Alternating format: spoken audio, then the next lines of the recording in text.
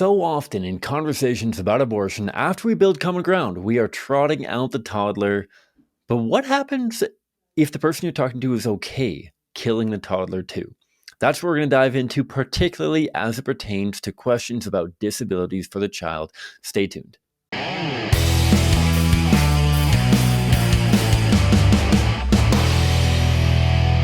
Hi folks, my name is Cam. I'm the host of the Pro-Life Guys podcast, a show dedicated to equipping you with the tools that you need to have compassionate and compelling conversations about abortion so that together we can change minds, save lives, and transform our culture. Thanks for being along for the ride. What a joy to be back with you here and continuing to roll through different kinds of conversations that you as a pro-lifer may encounter in various forms of outreach.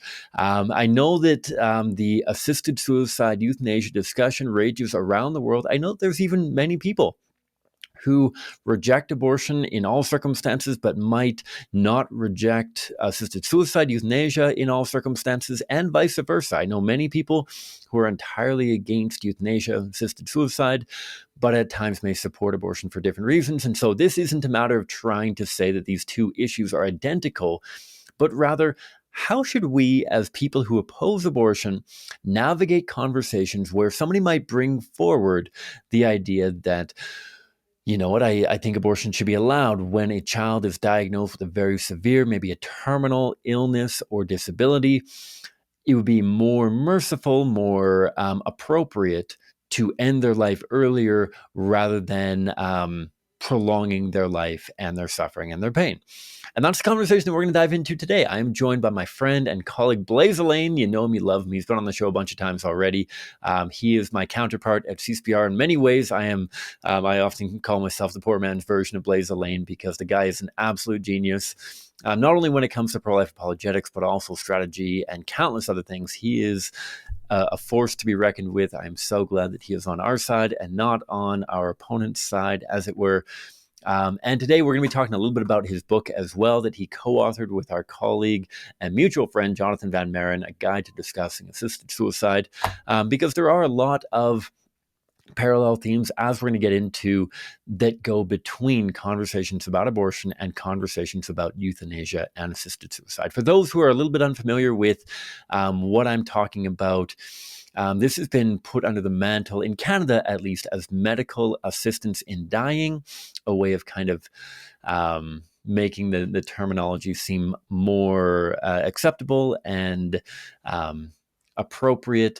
Euthanasia obviously being where a physician is the one who is administering the lethal dose or whatever that will bring about the premature, intentional, and direct death of the patient, the victim, as I would say, and assisted suicide being medical assistance, a medical practitioner in some capacity, whether a pharmacist, whether a doctor or a nurse or something else entirely, providing the means of suicide, but the patient or victim themselves administering the lethal dose or whatever it may be on their own. And so that's just a little bit of background. It's been legal in Canada since 2016. Countless forces are trying to expand it. It is actually incredibly horrifying just how far and expansive the euthanasia regime is becoming in Canada, but I know that it's different in different parts around the world. We're going to get into that a little bit in our conversation, I'm sure, between Blaise and I.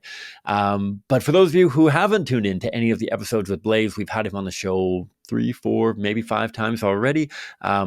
Blaise has a background as both a technologist, a musician, and also a pro-life ambassador. He has been involved in the pro-life movement for over 15 years now. I met him while I was an intern with CCBR way back in 2012. I stayed at his and his wife's place in Toronto, where I met them for the first time. And he does a ton of incredible stuff. He's got a sweet blog that I'll drop in the show notes as well. He is an excellent man and a good person to be tuning into today. And so without further ado, here's my conversation with Blaise Alleyne, Eastern Outreach Director and Apologist Extraordinaire with CCBR.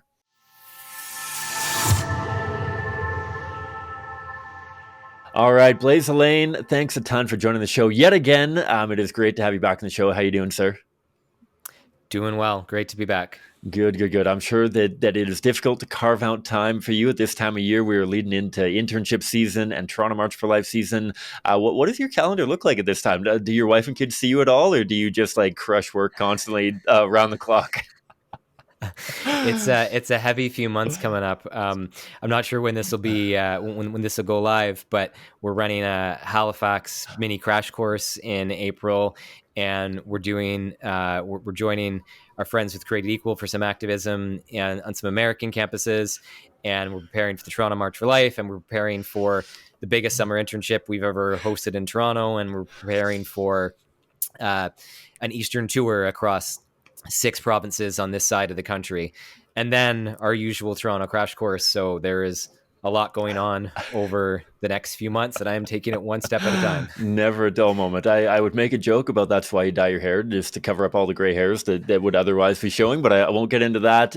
Um, let's talk a little bit about the gist of the episode. We're gonna dive into like what happens if the person you're talking to is willing to kill the toddler. So often in conversations that we have, when somebody brings up a hard circumstance, whether it's bodily autonomy, whether it's sexual assault, whether it is a child with a very bleak outlook on life, so often what we're doing is common ground analogy question. We're trotting out this toddler in an analogy and talking about, would we be willing to kill a born child? If we're not willing to kill a born child in that situation, why a preborn child? Let's talk about the humanity, that kind of thing. And so we're going to talk in a moment about what happens if they're okay killing both the preborn and the born child. But maybe let's rewind a little bit. So you and our colleague, Jonathan Van Maren, authored this book, A Guide to Discussing Assisted Suicide. Is this something that's always been on your radar and is kind of just like kind of merged paths with the abortion issue for you? Or is this something that through your conversations about abortion and unfolding Canada's new euthanasia assisted suicide regime, this is more of a splitting of paths of like, this is something that has always worked for abortion and now you're seeing the application to euthanasia? Or is it kind of a merging of paths? I don't know if that makes sense at all. Those tuning in, not on YouTube, won't see what my hands are doing. Is this a fork in the road coming together, or is this a road that is separating out into two paths in your mind, I guess? Right. So, I mean, for CCBR, the focus is really on the abortion issue. Yeah. And we put out this book on assisted suicide apologetics sort of as a side project, as a contribution. And I'll explain kind of the thinking there in a second.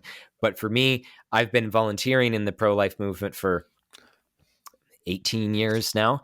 And it was with the University of Toronto Students for Life and with Toronto Right to Life, both organizations whom have their mandate to cover both beginning and end of life issues. So although abortion was also a primary focus, euthanasia and assisted suicide were also a focus. And for me, starting around 2012, when we would host these fantastic pro-life speakers at the University of Toronto on the topic of euthanasia and assisted suicide, I started asking people, okay, but why is it wrong? Like, I knew why I thought it was wrong, but I wanted to figure out how I could explain that to somebody else who doesn't share my worldview. And, I kept asking people that question, and I wasn't necessarily satisfied with the answer from from an apologetics perspective. And there were bits and pieces that I thought might be useful or might be compelling to share with someone in conversation, but it was through looking for the arguments and looking for ways, like with Toronto Right to Life, we have speakers in high schools that give presentations on abortion and on euthanasia and assisted suicide, trying to find a more compelling way that we can make the case to high school students, trying to find a more compelling way that we can make the case in conversations. And when I started working for CCBR in 2016, actually just before I started working for CCBR, our colleague Jonathan, he was looking at the same question, and we were kind of thinking along the same sort of lines. So we started working together, first looking for apologetics resources, and we found lots of great arguments, but not in a kind of conversational apologetics style. So then we started trying to develop it and going out with the University of Toronto Students for Life for an hour a week for a year and a half on the University of Toronto campus to have conversations with people about assisted suicide. We started testing, like street testing, these arguments. And there were a lot of arguments that I thought were great that fell flat. And there were a lot of arguments that we didn't think about until we were in conversation with people and they came up in the debrief. And of course, there were some we thought about in advance that actually did work. But by working this out, by street testing, taking the best arguments we could find from bioethicists and philosophers and these great pro-life thinkers, moral theologians, and then trying to adapt it to and lend our experience in street apologetics to find the most effective ways to have the conversation about assisted suicide. And that's how the book came about, as our contribution of what we could bring to the pro-life movement on end of life issues. And I see a parallel. Like, it's not the same moral issue with abortion or assisted suicide, but they are both different kinds of right to life questions, and they run in parallel. And there are many parallels. There are many differences, but there are many parallels between them. And one of the things in common is just the need to be able to change hearts and minds using science and human rights, and to have effective conversations if we're going to change the culture. So that's what the book aims to do, is to be a contribution in that direction, to share what we've learned from the streets and from high school classrooms, to help equip pro-lifers to have effective conversations to change hearts and minds on euthanasia and assisted suicide. Boom. Love it. And I would say that the aim is true, that if that's the aim, then that's exactly what it achieves. More info on a giveaway that we're going to be doing on the book towards the end of the episode here. And I think that honestly is why it's so strong, because it's street tested, right? That all of the apologetics that we're trying to do at CCBR and arguably that we're trying to steep more and more into the pro-life movement, like you said, on both ends of from fertilization till natural death kind of thing, that we want all of the argumentation to be passed through the filter of street testing to make sure they're actually going to resonate. And I mean, what important timing. You mentioned this is kind of 2015, 2016, which is exactly when euthanasia assisted suicide was really opened up with the Carter decision here in Canada. I know that a lot of our listeners are coming from the States and other countries around the world that probably have different legislation around assisted suicide and euthanasia. My colleague, Jonathan Van Maren, our colleague, obviously, Jonathan Van Maren, talked at length with Matt Fradd on the Pints with Aquinas show to talk about the euthanasia assisted suicide regime in Canada and how that's deteriorating rapidly. Over the last 5 years, so like you said, you've been doing apologetics on both ends of the spectrum, but certainly on pro-life apologetics for abortion for 15, 18 years now. Since the legalization, the opening of the door to assisted suicide euthanasia in 2016, have you found that conversations surrounding children who are given poor medical prognosis, whether before birth or even after birth, do you feel like those conversations are becoming not only more frequent, but also people are kind of doubling down, or even, I guess, more questioning whether or not euthanasia is appropriate in those situations? Or do you think that this is really not touched a lot of the abortion conversation? Do you see them kind of bleeding over into each other in how people who support abortion might be influenced by this decision?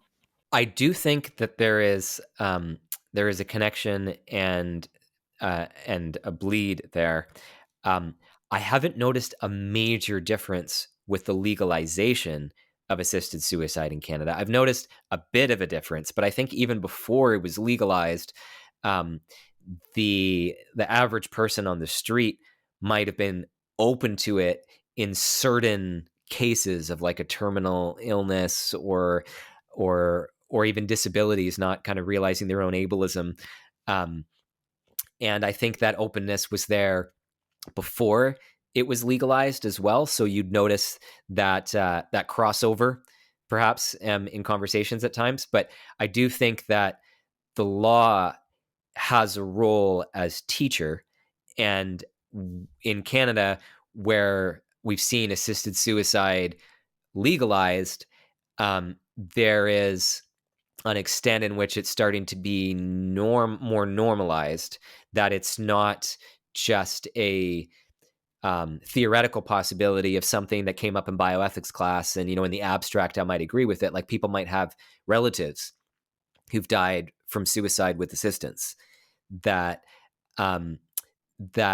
given that there's an active conversation going on about expansion, and that it's been legalized and rapidly expanding in Canada, just even in terms of the sheer scale, I do think that I notice a bit of a difference in terms of that kind of normalization or becoming more common. But I think that there was that crossover even before it was legalized, because it was an idea that many people who are pro-choice on abortion were open to even before it was legal. That's totally fair and super interesting. I've found in my own conversations that not only is it coming up a little bit more frequently, but I guess it's not necessarily dictated by the legalization, but rather the language around the conversation. That I find that coming into conversation, there's far more about the dignity in dying, the quality of life. Well, wouldn't it be more merciful to kill this preborn child so they don't have to endure the suffering and whatnot? And our colleague Stephanie Gray Connors would often showcase these incredible, inspiring stories of people who are navigating all sorts of different challenges and whatnot, which is beautiful. I'm curious. So I was talking to Just to jump in there for a second, because it just ties a bunch of things together we were talking about. When I was with the University of Toronto Students for Life back in 2014, 2015, we took one of those profound stories, beautifully captured in this video called 99 Balloons, on the story of Elliot Mooney, narrated by his dad, Matt Mooney. We actually had his dad, Matt, come to Toronto to speak in 2014, but we it's the story of a terminal prognosis that they received during the pregnancy, and that Elliot survived 99 days afterwards, and just the family's approach to suffering and to loving their son in such a tragic situation. It's so moving. Like like the hairs stand up on my arms. Like it brings me to tears no matter how many times I've seen it. And one of the events we held was just putting that video on loop in student common area at St. Michael's College at the University of Toronto, and having conversations around it as a kind of crossover testimony story between the questions of abortion and euthanasia. So I think that those powerful stories go a long way to giving people a different perspective on questions of suffering. Absolutely. And because you bring it up, so I'm going to drop in the show notes a ton of different resources, 99 Balloons, Choosing Thomas, a few other videos that I think are profound in, like you said, changing the perspective that people have on how do we engage with these very heart-wrenching, very, very provoking stories of pain and suffering for both the child and the parent. And I think that we can't forget about the challenges that the parent goes through when it comes to euthanasia, assisted suicide of children, and the suffering that those children are going through too. But maybe let's cut towards how these conversations go, just not necessarily for the sake of time, but also for structure, because as anyone in the audience who's tuned in before, I am very prone to babbling on lots of theory before getting into practicality. Let's weave in some practicality into our theory as well. And we'll expand upon it through a few principles. But maybe, Blaise, walk me through. So somebody talks to you at a Choice Jan, one of the displays that you're doing downtown, and says, hey, I think abortion should be allowed when that kid has been diagnosed with a really, really severe physical disability, whether it's named or unnamed, whether they cite a trisomy 13, trisomy this, trisomy that, whether it's something else, spina bifida. They say abortion should be allowed in those scenarios because of the suffering that this child will inevitably endure. Wouldn't it be more merciful? Wouldn't it be better if that child just didn't have to go through that suffering? What's the first thing that goes through your mind, and what is kind of the approach step by step that you would go through when responding to an argument in support of abortion along those lines? Right. So, from theory to practice, all the background perspective on suffering is important, and we'll get there. But in terms of how I would respond, very simple and basic way at first, which would be common ground analogy question to introduce the infant or trot out the toddler, to make an analogy to a born child. So common ground, like, I agree that would be a really challenging situation for parents to be in, to receive a diagnosis, to process that, to try and prepare or decide how to handle that challenge. And then you make an analogy to, say, a newborn child. Say that parents found out that their child was living with a disability after that child was born. They didn't have a prenatal diagnosis, but once the child was born, it became obvious. Or maybe it's something like autism that you notice as the child grows older. Would it be okay to kill a newborn baby or a toddler because they have a disability and because there are challenges that come with living with a disability?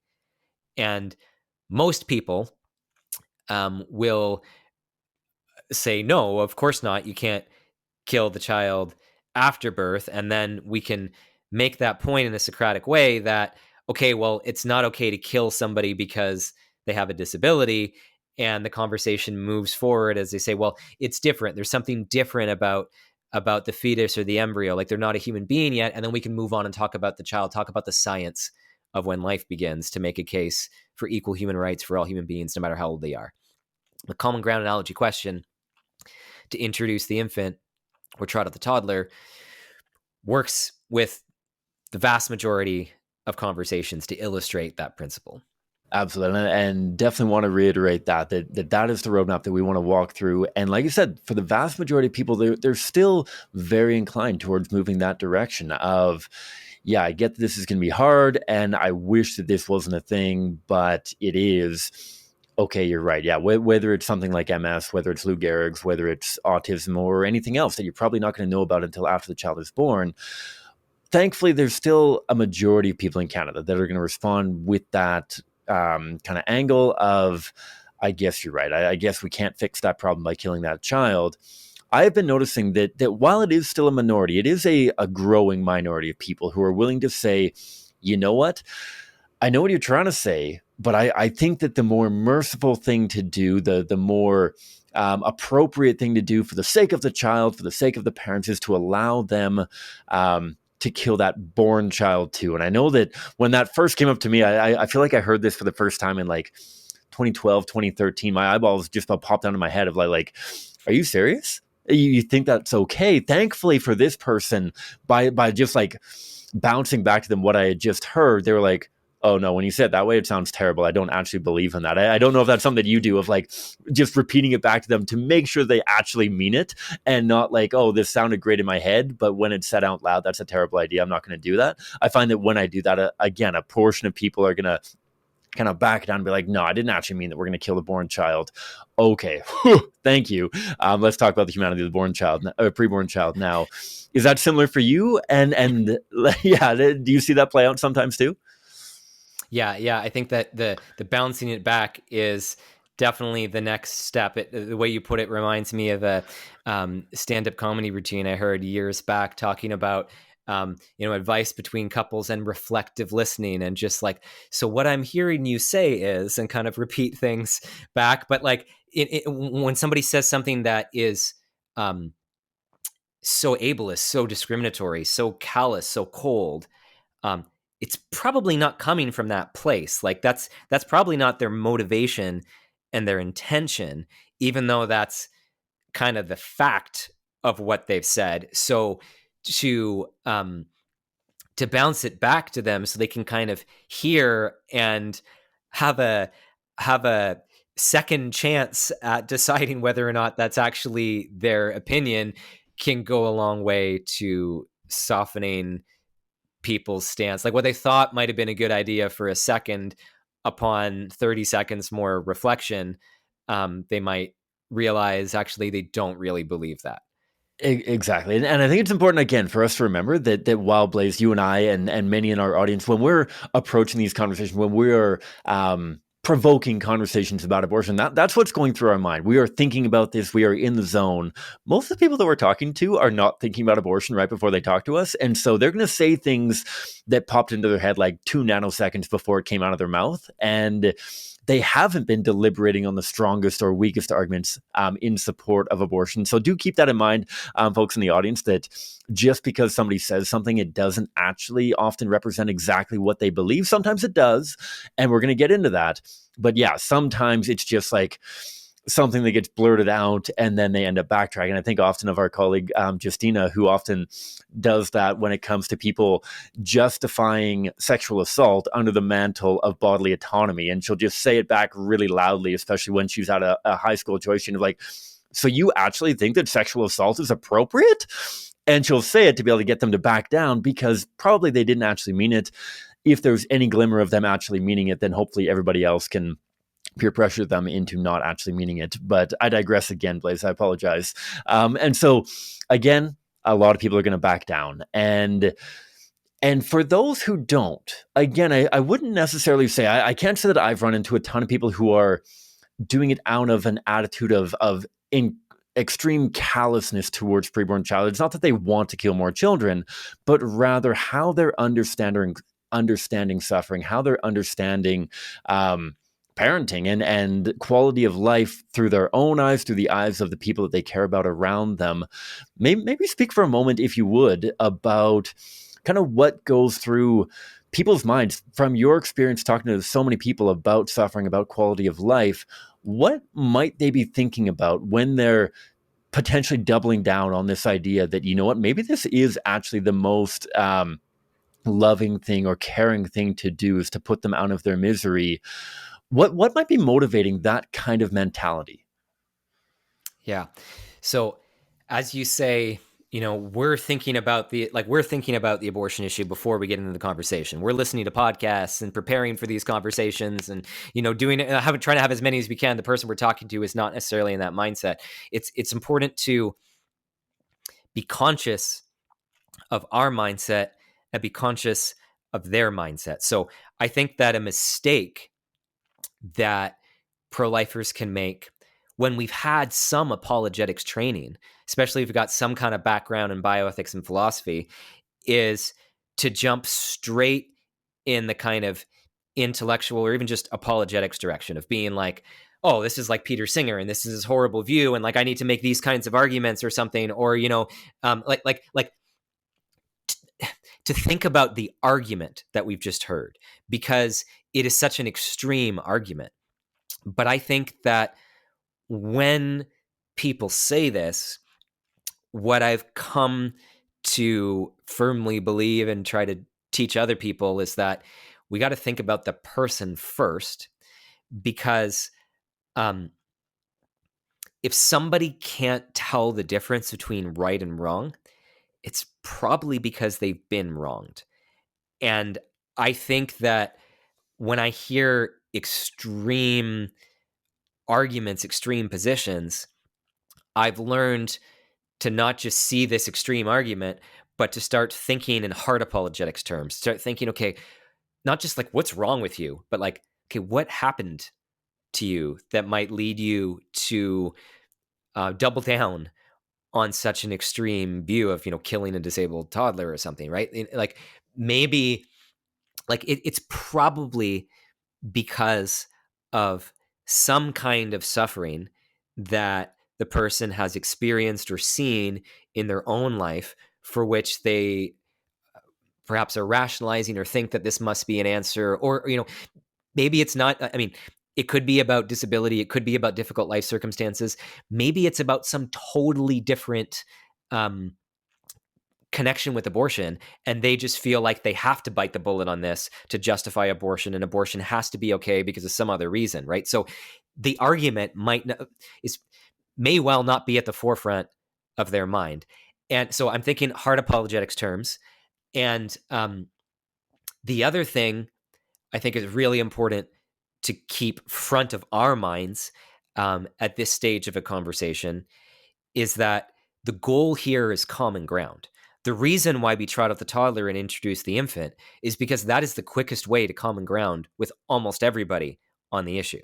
On that question, like if we can make an analogy to a born child, then we can find common ground and we can work with that to try and make a case that abortion is wrong. So if somebody bites the bullet here and they say, actually, they're okay with killing the toddler, well, we have not succeeded yet in achieving common ground in the usual way, but that still is the goal.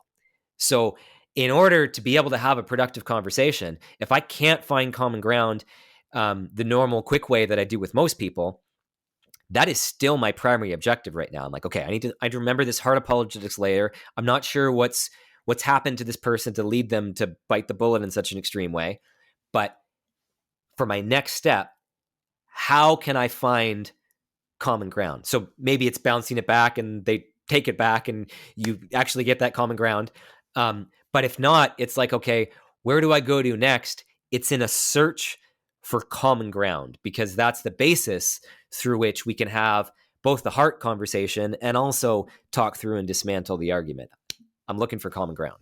Love it. And I think that's so important. And I feel like common ground, as we've talked about on so many episodes, is vital, not only for the sake of the conversation at hand, but also because so often as pro-lifers, we're planting seeds that maybe another pro-life or a week later, a month later, a year later ends up taking up the next conversation. And so common ground is not only valuable for the conversation that you're in right then and there, but also for the likelihood of that person ever talking to a pro-lifer again. And so... Yeah. And in that conversation right there, yeah. if you don't have common ground, you don't have your footing, you don't have a foundation to push back against that argument effectively. You need it in the short term and you need it in the long term. Yeah, absolutely. And so there's two forms of common ground that go through my mind of like one that is said and one that is asked, like one that is a proactive statement, one that is a question. But I'm curious, what is your quest for common ground? And that might put it a little bit too trivially. This isn't some adventure game of choose your own adventure. So I apologize for making it sound that. But like bearing that in mind, how do you continue that pursuit of that common ground? What is your next step to try to find that anchoring point that, like you said, you can push off of to help them reorient their perspective on abortion? Yeah. So in general, if I can't get common ground with an infant or a toddler that killing would be wrong for whatever reason, then I might go like I generally go higher in terms of age, right? So I have had the conversation sometimes where people are like, well, like it is up to the parents to decide whether or not to kill their child, even if that's a newborn baby. And I'm like, even if they're 2 years born, it's been, and then like, yeah. And then I'm like, up to what point? Like, what about a 16-year-old who's still living at home? They're a minor. Like, do the parents have, kind of like a bit of a reductio ad absurdum, but to try and introduce some humor while also taking the roof off and exposing how extreme that is and see how far they're willing to go, right? Like hold on a second. Are we saying like for an 8-year-old, a 9-year-old, a 10-year-old, a 16-year-old?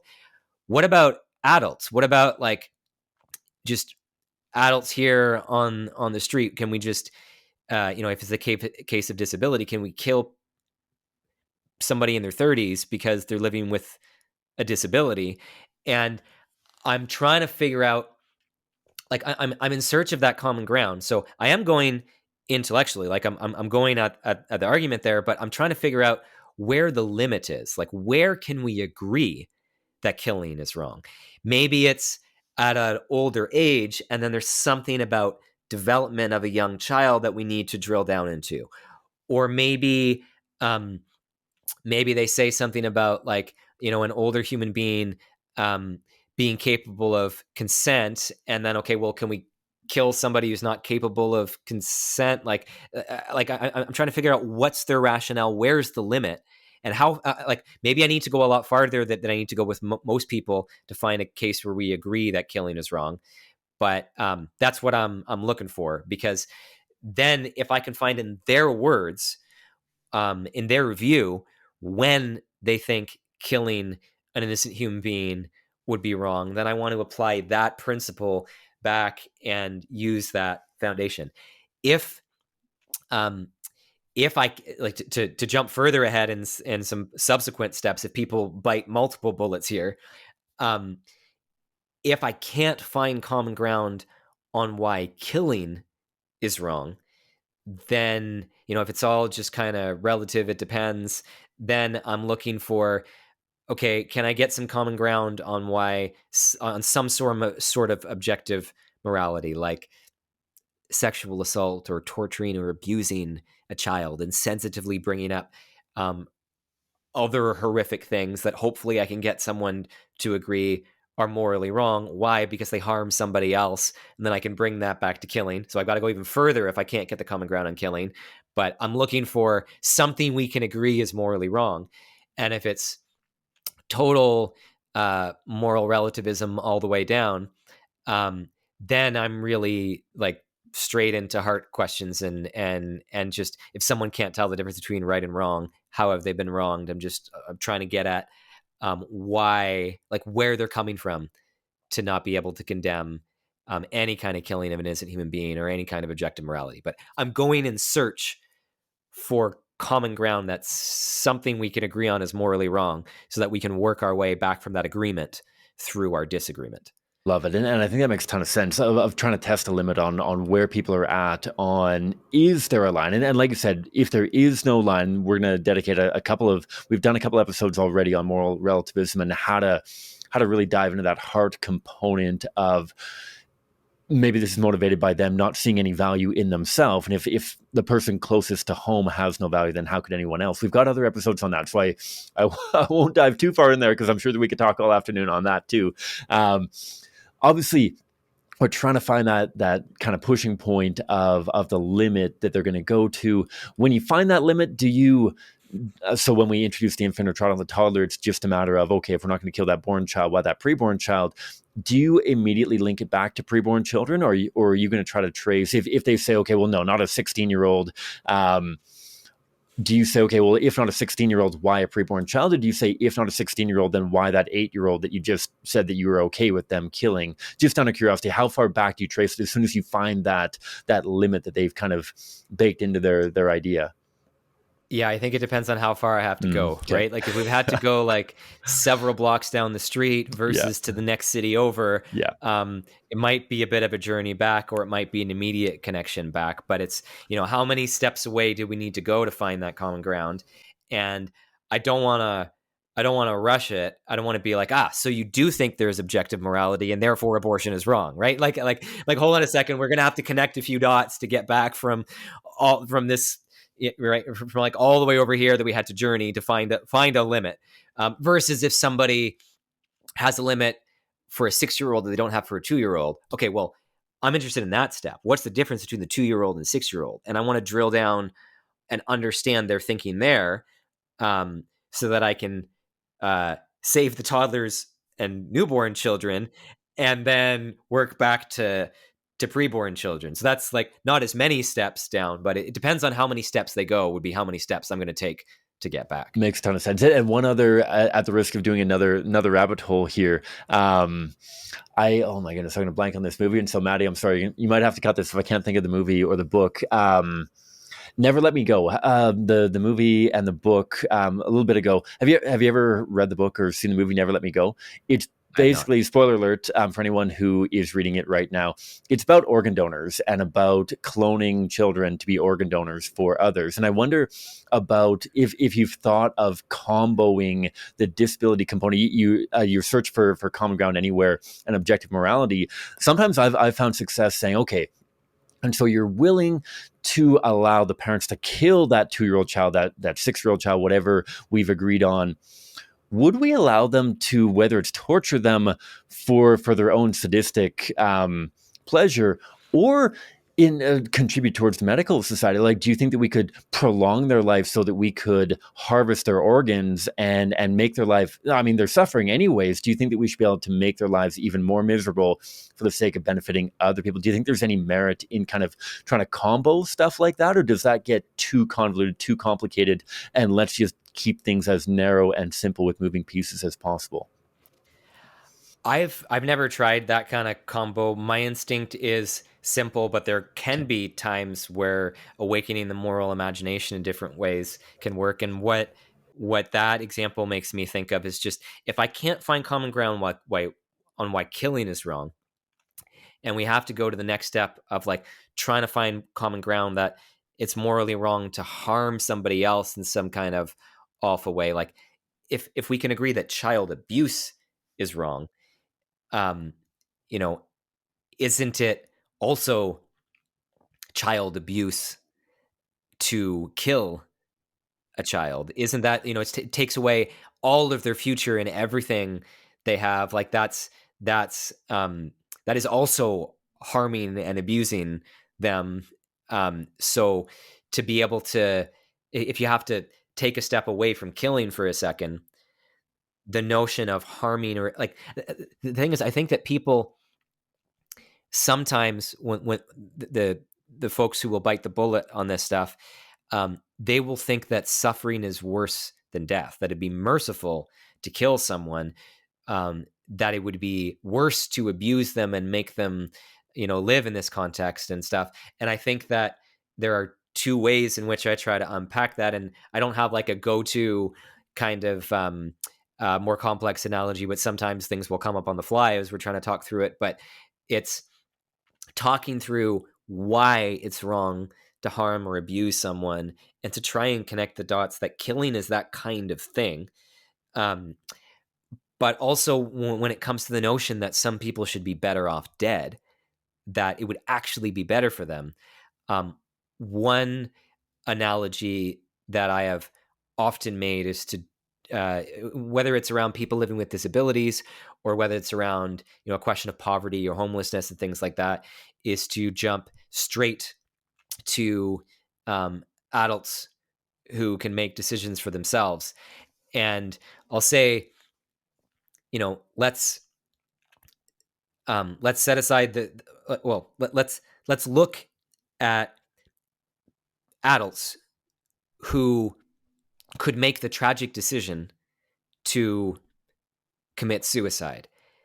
If most people living with disabilities really thought they were better off dead, or if most people who were homeless really thought they were better off dead, why isn't everybody making that decision? And to sensitively bring that up, because it's not that there aren't serious mental health and suicide struggles when people are dealing with real suffering. The question, though, brings to mind, okay, hold on a second. You are making this judgment about somebody else, about a situation that you're not in. Whereas if we look at people who do live in that situation, isn't there something that tells us that many of them actually would rather be alive, no matter what suffering or challenges they're facing? Like, shouldn't that give us pause, at the very least, to make that decision for someone else who has no say in the matter, when most people who make that decision for themselves do not choose to end their own life? So I find that analogy can sometimes be helpful to try and address this better off dead notion, and give people some second thought on that. I think that's fantastic. And maybe to ask one follow-up on that, and I apologize that I'm chasing you all over the map here. And so we'll try to tie this up in a moment of trying to get as I know that this isn't a necessarily step 1, 2, 3, here's everything you need to know baked into a single recipe card kind of thing. But maybe one last follow-up before we get into starting to tie things together. Do you often articulate the difference between suicide and assisted suicide, of a matter, can we agree that while suicide deserves a tremendous amount of conversation as to whether or not it's ever appropriate for somebody to take their own life, that there's a significant difference between somebody taking their own life and us taking somebody else's life? Do you ever articulate that difference with that delicacy of acknowledging that it's not that you're saying, well, sure, if somebody wants to kill themselves, they can do it, but it's different when you're killing somebody else? Obviously, that's not the language we're going to use. Do you find their value in differentiating between just articulating that very directly with people? Yeah, and I would use different language, but and I haven't put it in terms of, like, see the thing about assisted suicide is assisted suicide tends to bring to mind a certain kind of agency. Yeah. And the point that I want to make here is that the child is not able to have any kind of say.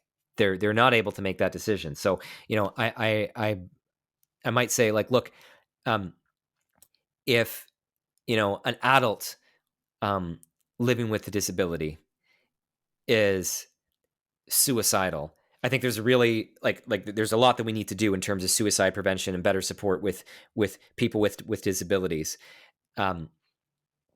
Is there not something different, though, if somebody is making that choice for themselves? I think it's tragedy, and I think we should do everything we can to prevent it. But then if somebody else came along and said, because you have a disability, I'm going to kill you. Like, when we're dealing with children, if you think they're better off dead, can't we at least let them grow up and make that decision for themselves? Not saying that it's a good thing. I think that we need to do everything we can to support people in those situations, but it's a radically different thing to go ahead and kill people for that reason when they have no say in the matter. And when we're talking about infants and toddlers, they don't have the ability to participate in that decision. It's a choice that somebody else is making for them, that they are better off dead, regardless of what they would come to conclude on that themselves. Yeah, yeah, absolutely. And I think obviously that speaks most poignantly to those who will survive long into their grown lives or adult lives, sort of thing. You think about things such as Down syndrome. I've heard people say about even a child diagnosed with cleft palate or something like that often can be remedied very manageably by minor surgery kind of things, and people questions on that. Obviously, you've got the full spectrum of disability that ranges from somebody who's got a disability that they'll live with for a long time, decades, and have a relatively long life, and others who, they're never going to reach the point of consciousness where they could have an opinion on their own. And I think that the last thing I'll say before we tie this up is that sometimes that's where I'll not fish for another form of common ground, but just offer as a statement and maybe engage a little bit in a conversation about how, though those working in palliative care in our medical system have worked diligently to manage the suffering and pain of all people enduring different suffering, that there's so much more that needs to be done, and trying to build some common ground on the fact that, like, there is a tremendous amount of pain and suffering in our world, not just physical pain, but that there's a problem of pain, as it were, that demands a solution. Now let's talk about what the solutions are. Do you find that taking a half step back to talk about not the brokenness of the system? I don't want to throw those in palliative care under the bus and say that, yeah, palliative care is terrible and that people just live in pain their entire life. But do you find their value in identifying on a different kind of realm of common ground that, yes, this is a tremendous area, especially as they're doubling down and kind of backing up more and more? Okay, let's talk a little bit in a heart capacity about the suffering that far too many people endure and the help that not enough people are getting for a variety of reasons. Do you find that there's value, even though you bring that up right off the top, to weave that back in and have that as a consistent thread? Yeah, when you say at a heart capacity, that's what I think, in terms of heart apologetics, is really helpful to be able to do in some of these conversations, not as the first, second, third, fourth, or necessarily fifth move, but when you have built enough rapport and you're getting into the depths to be able to give people a different perspective on suffering. Now, as you mentioned, there are other podcast episodes that go through heart apologetics in more detail and more systematically, but one of the, like, the first component of heart apologetics is listening, seeking, and understand. The second is communicating the truth and love. But the third is to inspire people, is to give people a different perspective on challenges and suffering. And in that third area of heart apologetics, when addressing this specific question, say of the terminal prognosis of a prenatal or a neonatal child, I think that some of those stories that you are putting in the show notes of Thomas, of Eliot, are really, really powerful. I think of one of my friends from U of T Students for Life, who, after she had graduated university, she shared through Facebook the joy when she became pregnant. But then when she found out that her child had a terminal prognosis, she shared this publicly on Facebook. She said it's hard to decide whether to make this announcement or not, but yesterday's ultrasound revealed it was Potter syndrome, is where there's no amniotic fluid, and a stillbirth is pretty much guaranteed. And as she was journeying through that, the challenges of having to plan and prepare a funeral when there's no baby shower to support it, and the kind of challenge that she had with other people understanding what was going on. Like, that is an opportunity that we need to respond and support people facing those situations with more understanding, more help and support. Like, maybe we don't have the cultural resources to help parents grieve during a pregnancy in the way that we might after birth. She talks about the joy of being able to spend the time that she could with her son Matthew, that he was at least safe for a period of time while he was in her womb, and that was the only way that she was able to care for him. But she was able to do that for the short time that she had with him. She shared photos after he was stillborn, and photos from the funeral and the burial, and the tragedy, the grieving, but also the beauty in what little time they had with their unique and unrepeatable son Matthew. And the way in which, I was going to say the way in which that story ends, except the story doesn't end, because I've talked to her briefly about it in recent years. And Matthew, like, I asked her about sharing this sort of thing publicly, and she says, please, like, it's sort of honoring the memory of her son, that people haven't forgotten him, that he is remembered. But the way in which Matthew's life ended was with grieving, and was with trying to make the best of what little time they had. It wasn't with suicide. It wasn't with him dying at their hands or the hands of a doctor. It was a tragic situation with a diagnosis like that, but doing everything they can to care and love their son. And I think that we can understand the weight and not in any way belittle the challenge of a situation like that, while sharing stories that can give people a different perspective on suffering and our response to it. And the alternative isn't just throwing our hands up in the air. Like, one of her Facebook posts was learning that morphine and Ativan could be administered orally to an infant who might be suffering, as she's preparing for the possibility that he's born alive and might be in pain. Okay, there's palliative care options for infants, and it's not just throwing our hands up and doing nothing, but that there is another way to love in the face of suffering, to alleviate the suffering, never eliminate the sufferer, to respond with care and love rather than with killing, and to illustrate a different way to see the question of suffering. I think that's the kind of unique kind of hard apologetics stories that are helpful to be familiar with if we don't have that personal experience ourselves. Not as a first, second, third move, but when you're in a deep conversation with someone like this, to be able to maybe unlock a different paradigm, a different viewpoint of seeing the question that might help transform their perspective. Yeah, absolutely. And I think that that's such a beautiful witness, and something that is so consistent through all of these stories, many of which I'll share in the show notes, like you mentioned, that this notion of all my child will ever know is love.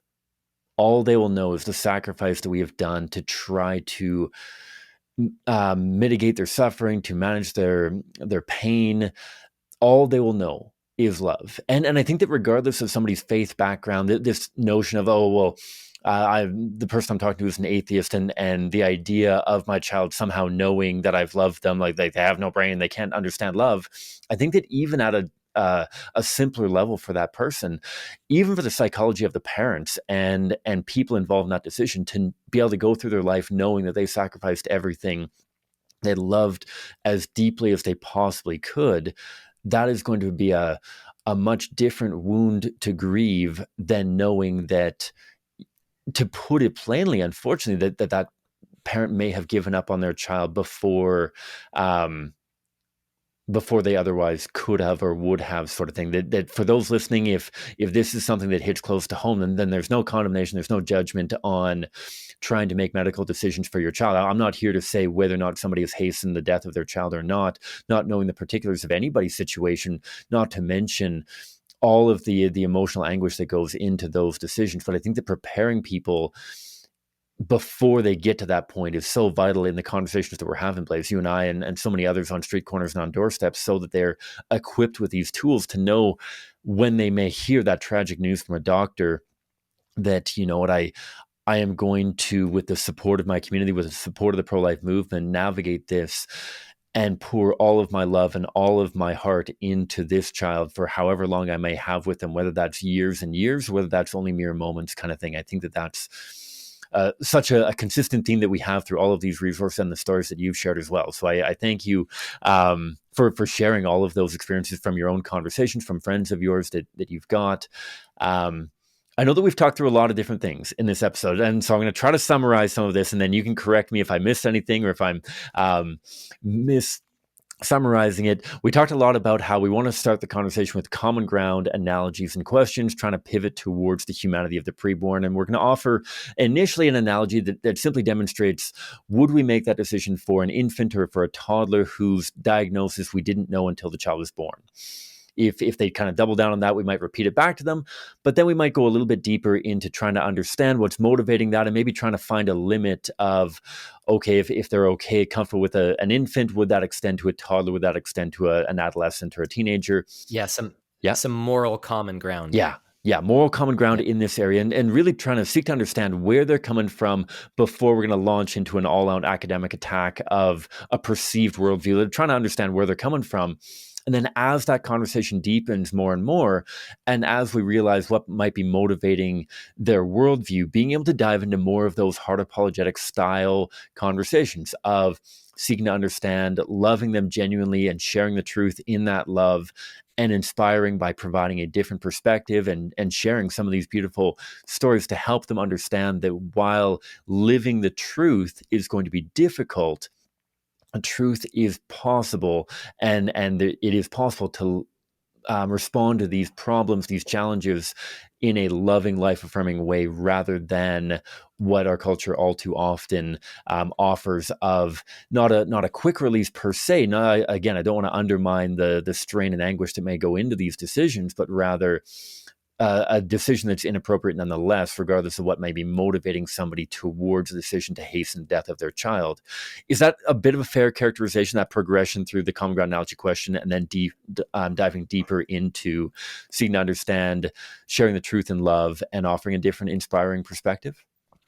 Absolutely. And in terms of the roadmap, sometimes you only take one side step and you can get back real quick, right? Yeah. It's just bouncing back and you're back. Sometimes you take 3 steps to the side and it might take you 2 or 3 minutes and you can bring it back. And sometimes the conversation goes so far down the road that it becomes a large heart conversation. Yeah. It's not always a large heart conversation just because someone brings this up, but there's always that heart layer. But like how many steps down the road you go kind of depends on when you can find that common ground and if you're able to bring it back. But that's the full extent.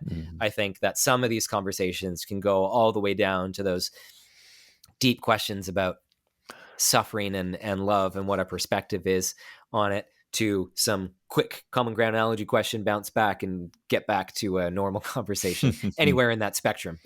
Love it. That's fantastic. As we wrap up here, Blaise, I'll be sharing again in the conclusion here. We're going to do a couple giveaways of your book. I'll drop in the show notes as well. If you don't win a copy of the book, you can still buy a copy of the book on our website. Any other resources, any other things that people should be pointed towards to help kind of expand their understanding of this that you found helpful in your own journey developing some of these arguments?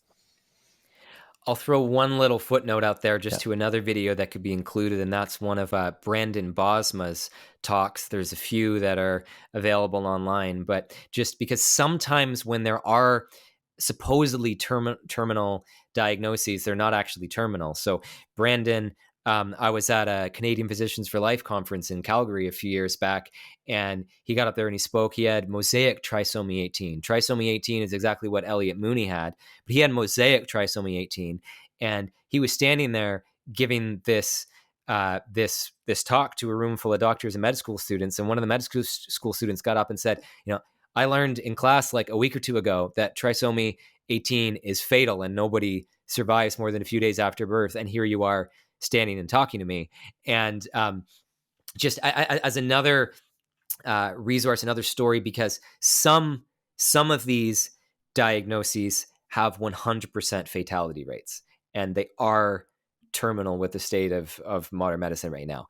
But some of them we may think are terminal, but it's actually just a lack of medical care. And Brandon talks about the medical discrimination and the unwillingness to treat babies that have mosaic trisomy 18 because they think, well, it's not worth the resources. They don't have a chance of surviving. So I would just flag Brendan Bosma's story as another type of story that is really helpful to be familiar with in the spectrum of the kind of adverse prenatal diagnoses that can come up in these conversations. Fantastic. I'll absolutely drop that in the show notes below. And I'm sure I want to invite you guys in the community as well, in the audience here. If you have come across different, whether it's academic arguments, whether it's articles, whether it's videos, please don't hesitate to either send them my way or comment on the various streaming services and YouTube and whatever else, things that you found helpful. Please do that.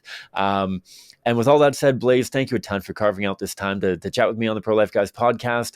Thanks for all the work that you're doing, not only in helping to develop stronger, better, more effective conversation skills for so many across Canada and around the world, but also for all the leadership that you're offering to CCBR and so many other pro-life groups that I won't even be able to name, even if we go for an extra period of time. Thanks a ton for taking the time.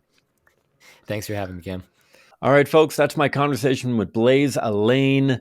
I hope that you enjoyed it as much as I do. I know that he and I often dance a very intricate and complicated dance. I hope that episode made sense to many of you. If it didn't, again, I hope that summary towards the end helps bring a lot of things together. Again, we're going to be starting with common ground, as we so often do in our roadmap, meet with them where they're at, understanding and empathizing with the hardship, not only for the child, but also for the parents. Diving into an analogy that demonstrates, would we be willing to kill a born child who is diagnosed with an illness, a disability, something that may be incurable, maybe terminal, maybe very excruciatingly painful. If we're not going to do it for a born child, why a preborn child? Repeating it back to them if they are willing to kill a born child as well as a preborn child, and then testing the limit. Where does this go for them? And seeking to understand, trying to find why it is that they hold this worldview, what factors and experiences have contributed towards it, and then building towards a different perspective that allows us to inspire them towards doing something which may very well be far more challenging, far more difficult, and yet the only appropriate solution being that which does not directly and intentionally kill an innocent preborn child. And so I hope that makes a ton of sense. I alluded to it a few times through the episode. We are going to be doing a giveaway. We have 3 signed copies by Blaise Alleyne himself of his book, A Guide to Discussing Assisted Suicide. I know it's not entirely related to this podcast, but it is a very valuable read. Blaise has made himself indispensable at the Physicians for Life conference, often training up-and-coming doctors, nurses, and other medical professionals in how to talk about and how to navigate questions about assisted suicide and euthanasia. So we've got 3 signed copies of that book. If you don't already have it, or if you just want a signed copy of it, please do sign up for our mailing list. Our mailing list, I'm going to send out the contest details in the next day or two, and you'll have 1 full week to submit your registration, I suppose, in this contest. You'll have 1 full week, and then at the end of the full week, all the people that entered into the draw, I'll draw 3 names at random and send them a sweet book. And so please do that. For those of you who may be new to the show, please do check out our other episodes. We try to cover a range of different topics that may come up in conversation. Some of them are more direct. Some of them are a little more indirect, I suppose, as they relate to politics and a few other things. I hope that you've enjoyed the episode. All that to say, I hope that you have a wonderful rest of your day, however many hours are left in it, and I pray that may God bless you abundantly wherever you're at, how many ever hours are left in your day.